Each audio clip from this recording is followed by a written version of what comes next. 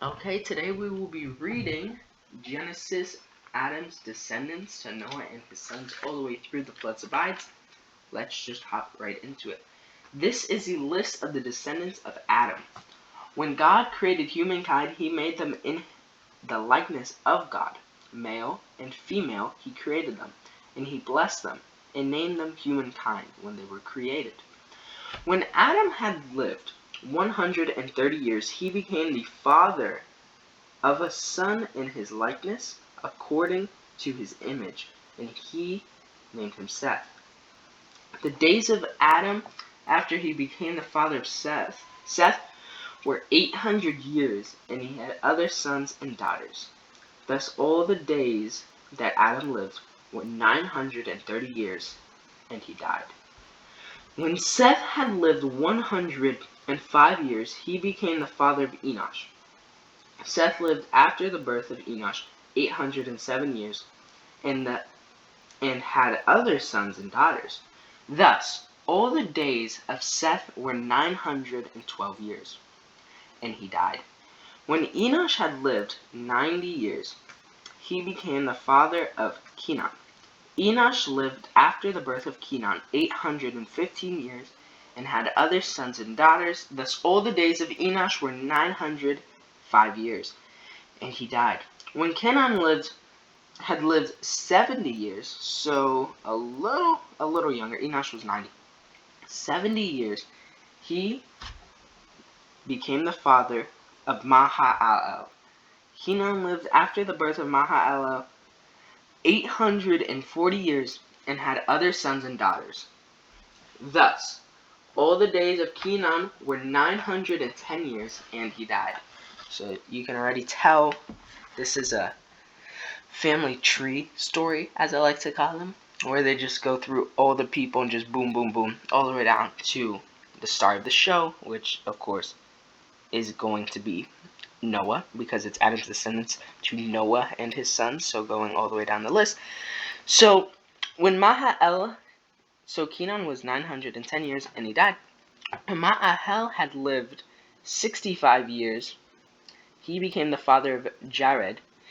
Mahal lived after the birth of Jared 830 years, and had other sons and daughters. Thus all the days of Mahal were 895 years, and he died. When Jared had lived 162 years, so a little bit older than his father, well, a lot of it. So when he lived 162 years, he became the father of Enosh. Jared lived after the birth of Enosh 800 years, and had other sons and daughters. Thus all the days of Jared were 962 years, and he died. So they're really living up to the be fruitful and multiply over here. They're really living up to that command from God. So when Enosh had lived 65 years, he became the father of Methuselah. Enosh walked with God after the birth of Methuselah 300 years, and had other sons and daughters. Thus all the days of Enosh were 365 years. Wow, he did not live as long as his other ancestors. And he had other sons and daughters. Okay, so Enosh walked with God, and he was no more, because God took him. When Methuselah had lived 187 years, he became the father of Lamech. Methuselah lived after the birth of Lamech 782 years, and had other sons and daughters. Thus all the days of Methuselah were 969 years, and he died. When Lamech had lived 182 years, he became the father of a son. He named his son Noah. So I think it's just funny how they go through like the really complicated names and then just go to like basic names like Adam. That's just funny to me. He named Noah, saying, "Out of the ground that the Lord has cursed, this one shall bring us relief from our work and from the toil of our hands." Lamech lived after the birth of Noah 595 years, and had other sons and daughters. Thus all the days of Lamech were 777 years, and he died. So we're on Genesis 32. After Noah was 500 years old, Noah became the father of Shem, Ham, and Japheth. Or Japheth. Japheth. Yeah. Okay. So, Adam's descendants to Noah and his sons is, really sticks to the title. It goes through, let's see, 1, 2, 3, 4, 5, 6, 7, 8, 9. Nine people. Breaks them up really easily, which I do appreciate. That is nice. There's another one. Beginnings of Civilization. Just literally the last one. So that was 2 little family tree stories back to back. Was a little bit more complicated with a little bit more complicated names, but this one I really do like. It just brought us to Noah. So now we're on Genesis 6, the wickedness of humankind. When people began to multiply in the face of the ground, and daughters were born to them, the sons of God saw that they were fair. So fair, I would say, would just pretty much be attractive, because you kind of know the story. And they took wives for themselves of all they chose. Then the Lord said, My spirit shall not abide in mortals forever, for they are flesh. Their days shall be 120 years. Alright, Genesis 3. Genesis 6:3, I'm sorry. Genesis 6:3, it amazes me. I've told a few people. Like something that's interesting. Like my grandfather, he probably already knew. So when you look it up, the oldest person is like 120 years old. Science proves that. So what we relatively to the existence of humankind recently figured out, yeah, people can live up to 120. But thousands upon thousands of years ago, the Bible stated it right here in Genesis 6:3, which I think is very interesting. So, the Nephilim were on the earth in those days, and also afterward, when the sons of God went into the daughters of humans, who bore children to them. These were the heroes that were old warriors of renown. The Lord saw that the wickedness of humankind was great in the earth, and that every insolation of the thoughts of their hearts was only evil continually. And the Lord was sorry that he had made humankind on the earth, and it grieved him to his heart. So the Lord said, I will not blot out from the earth the human beings I have created, people, together with animals and creeping things and birds of the air, for I am sorry that I have made them. But Noah found favor in the sight of the Lord. So let's see. I'm gonna read Noah pleases God, but the story of Noah's Ark and the Great Flood. It's people say, well, Noah and his family were the only good people. That's not true. Right afterwards, they would later get off and sin. Ham went in and found his father, drunken and unclothed, and went out and gossiped pretty much to his brothers. And then his brothers went and did the right thing and walked in backwards, making sure they didn't see, and then laid a little cloth over him. So that was that. And the reason, which I don't know if Noah pleases God is going to get into this, they did talk about, the angels coming to earth and breeding with mortal women and creating the Nephilim, and how the Great Flood wasn't because, oh, Noah's good. Noah's okay. I mean, humans, the Bible says, no person is good. We are all with sin. No one is without sin. But the reason is because his family, his bloodline, was the only one untraced with the Nephilim, as you can find in Adam's descendants and Noah and his sons. The angels that fell from heaven, that breeded with mortal women, pretty much making these angels, when they personify themselves in a male as a man. So when you go through this whole thing, it's talking about all the men, and it's pretty much showing none of these guys were these angels. So Noah's bloodline was untainted, since if Adam was the first, and he wasn't a fallen, and he wasn't an angel, then everyone down wouldn't be either. Because you got his Seth, and then Seth has a kid, and then that kid has a kid, and it goes down and goes down and goes down, and then it goes all the way down to Lamech, and then goes down to Noah, showing his bloodline untainted. Untainted by that. That's why he was chosen to create the ark. And even when Genesis 6:3 says, only my spirit shall not abide in mortals forever, their days should be 120 years.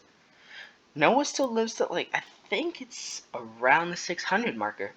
Well, yeah, Noah's 600 years old when the flood of the waters came on the earth. So that's later. That's in Genesis 7.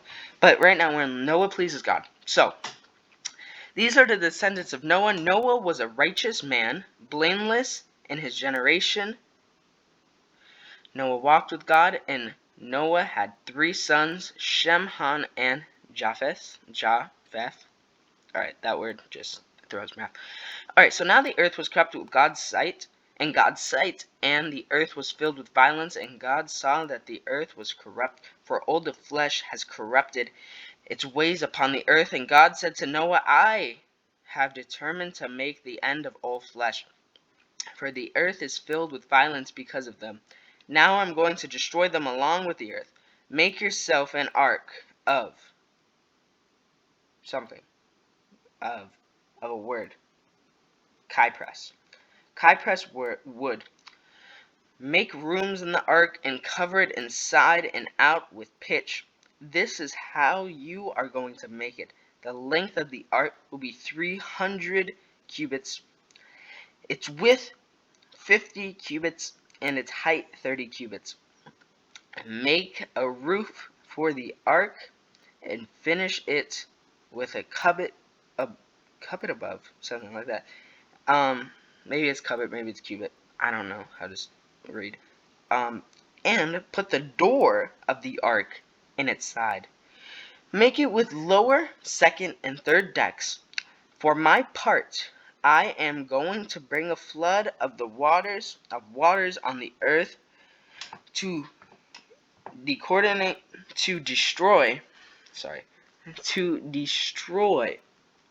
from under heaven all flesh, in which is the breath of life. Everything that is on the earth shall die. But I will establish my covenant with you, and you shall come into the ark, you, your sons, your wife, and your sons' wives with you. And of every living thing, all flesh, you shall bring 2 of every kind into the ark, to keep them alive with you. They shall be male and female, of the birds according to their kinds, and the animals according to their kinds. Of every creeping thing of the ground according to its kind, 2 of every kind shall come with you to keep them alive. Also, take with you every kind of food that is eaten and stored up, and it shall serve as food for you and for them. Noah did this. He did all that God commanded him. So, this translation, is a little bit different. I'm going to go get this Bible. I have a Bible from the Vatican. It is the New Catholic Bible. So let's find, what is it? Genesis 6:22 pretty much. Okay. So when we go to Genesis 6:22, let's find it. Bum, bum, bum. Don't worry, I'll find it. Alright, so when we go to Genesis 6:22, Genesis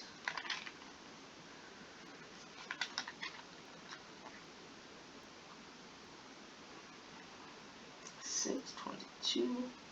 Okay, so I'm going to read this. So this says Genesis 6. So Genesis 6, sons of God and daughters of men. So when men had begun to be plentiful on earth, and daughters had been born to them, the sons of God, looking at the daughters of men, they saw that they were pleasing, so they married them, choosing mighty spirit shall not abide it forever, and disgraced in men. For he is but flesh, my life shall no more. His life shall last no more than 120 years. The Nephilim were on earth at that time, and in parentheses, and even afterwards, parentheses, and so when the sons of God restored to the daughters of man, and had children by them, those are the heroes of the days gone by the famous men. Okay.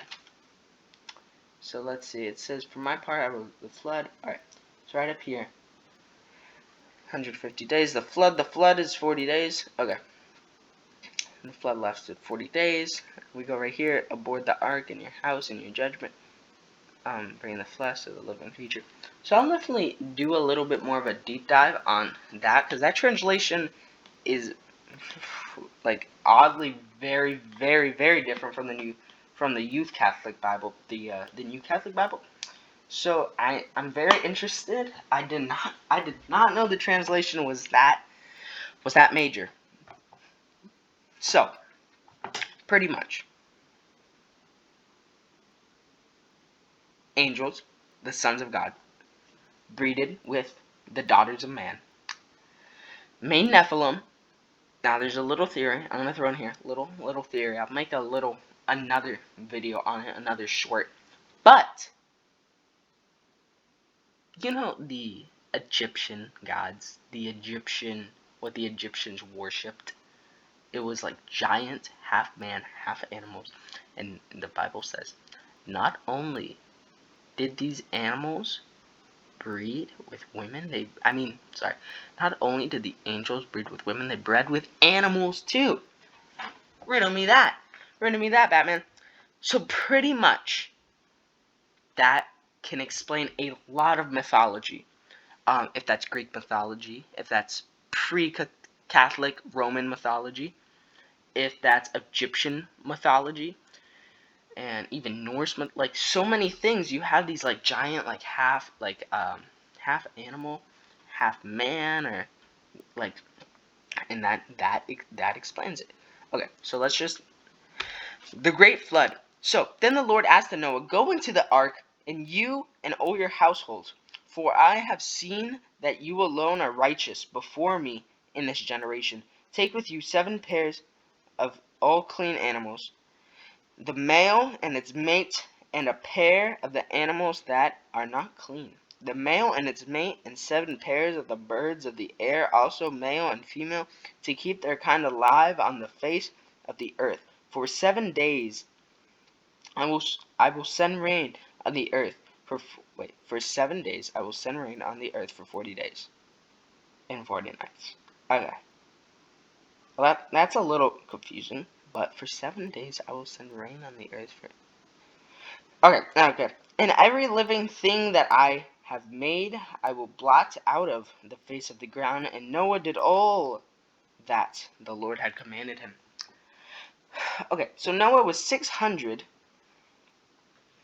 years old when the floods of the waters came onto the earth, And Noah with his sons and his wife and his sons' wives went into the ark to escape the waters of the flood, of clean animals and of animals that are not clean, and birds, and of everything that creeps onto the ground.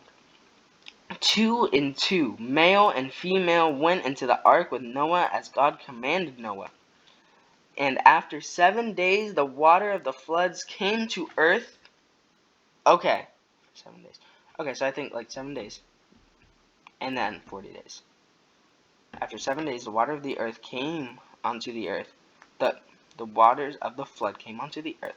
In the 600th year of Noah's life, in the second month, on the 17th day of the month, on that day all the fountains of the great deep burst forth, and the windows of the heavens were opened. The rain fell onto the earth 40 days and 40 nights.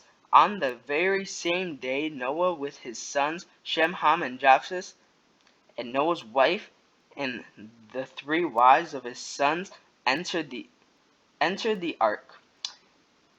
They and every wild animal of every kind, and all domestic animals of every kind, and every creeping thing that creeps on earth, and every bird of every kind, and every winged creature.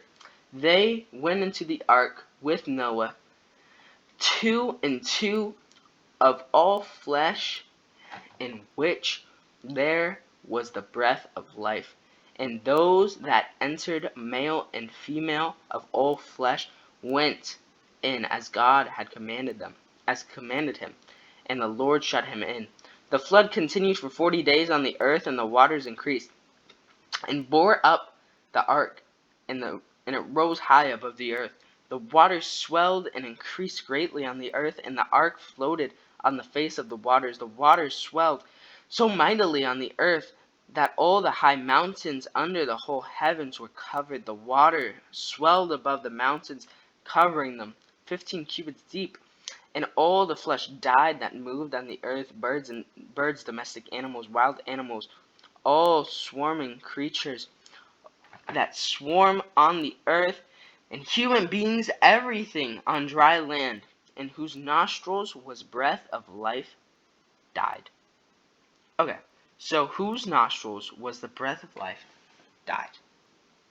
So, I've heard a thing about this. Insects don't breathe through their nostrils. And then, of course, fish. No, you wouldn't bring fish on the ark. That would make sense. So, breath on the earth died. He blotted out every living thing that was on the face of the ground, human beings and animals and creeping things and birds of the air. They were blotted out from the earth. Only Noah was left, and those that were with him in the ark. And the waters swelled on the earth for 115 days. Okay. So, water swelled on the earth for 115 days. So that was the flood. Pretty crazy. A lot of death happened, but that was because the fallen angels corrupted humankind. Taught them things that they should not have learned, and like I said, corrupted them, fully corrupted them, made them worship false idols, you could say, in a way, because you got a bunch of guys coming down with powers, you're gonna probably worship them. So you had to start from scratch. So the flood subsides. But God remembered Noah and all the wild animals and all the domestic animals that were with him in the ark, and God made a wind blow over the earth, and the water subsided. The fountains of the deep and the windows of the heavens were closed. The rain from the heavens was restrained, and the waters gradually receded from the earth. At the end of 150 days, the waters have abated. And in the 7th month, on the 17th day of the month, the ark came to the rest of the mountains of Ariat. So, if we're going by, well, our calendar, which is, I mean, you could kind of go by the calendar, but it would be, I mean, I don't know if we would go by our calendar if we're going by the seventh month. I don't know if I would do that. So, I mean, you could just say, oh, it was July 17th. 7th month, 17th day. But again, rises the problems. They didn't. Did they use the same calendar as us? Probably not. They probably did not. But the waters continue to abide until the 10th month, October, if you're going by that. In the 10th month, on the first day of the month, the tops of the mountains appeared. At the end of the 40 days, Noah opened the window of the ark that he had made and sent out the raven. And it went into the fro. I don't know what fro means. Until the waters were dried up from the earth. And he sent out the dove from him to see if the waters had subsided from the face of the ground. But the dove found no place to set its foot, and it remained to him to the ark. For the waters were still on the face of the whole earth. So he put out his hand and took it and brought it into the ark with him. He waited another 7 days. And again he sent out the dove from the ark, and the dove came back to him in the evening, and there was its beak that was freshly plucked olive leaf. No one knew that the waters had subsided from the earth. Then he waited another 7 days and sent out the dove, and it did not return to him anymore. In the 601st year, in the first month, on the first day of the month, the waters were dried up. The waters were dried up from the earth. And Noah removed the covering of the ark and looked. He and saw that the face of the ground was drying. In the second month, on the 27th day of the month, the earth was dry. Then God said to Noah, "Go out of the ark, you and your wife and your sons' wives with you. Bring out with you every living thing that is with you, of all flesh, birds and animals, and every creeping thing that creeps on the earth, so that they may abound on the earth and be faithful and be fruitful and multiply on the earth." So Noah went out with his sons and with his wife and the sons' wives, and every animal, every creeping thing, and every bird, everything that moves on the earth, went out of the ark by families. Now the interesting word there is families. What do they mean by families? Do they mean like families, like male, female, children? Or do they mean animal families, like classes of different animals?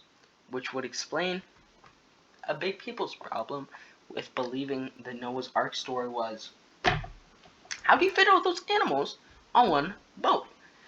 The simple answer is families. Classes of animals. For example, you have dog, right? Would Noah bring every type of dog? Or would he bring a class of dog, a family of dog? And then, boom, over time, spread out and grow. And then same for every animal. That would explain a big problem that people have with Noah's Ark. But that's just my take. That's my little penny for my thought. So thank you for listening or even reading along with me. I do like doing these. I think it's very important to go through the Bible and break it down, if you can't tell by the screen. But thank you for watching, and have a good night.